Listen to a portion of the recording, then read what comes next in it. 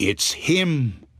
The woman was the meanest, most miserable person you could imagine. And her husband was just as bad.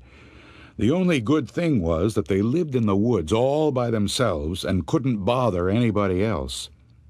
One day, they were off somewhere getting firewood, and the woman got so mad at her husband that she grabbed an axe and cut his head off, just like that. Then she buried him nice and neat and went home. She made herself a cup of tea and went out on the porch. She sat there, rocking in her rocking chair, sipping her tea, thinking how glad she was that she had done this awful thing.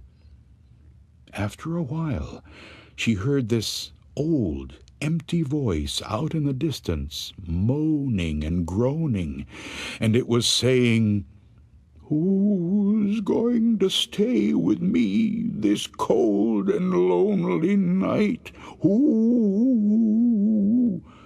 "It's him," she thought, and she hollered back, "Stay by yourself, you old goat." Soon she heard the voice again, only now it was closer, and it was saying, "Who's going to sit with me this cold and lonely night? Who?" "Only a crazy man," she shouted. "Sit by yourself, you dirty rat."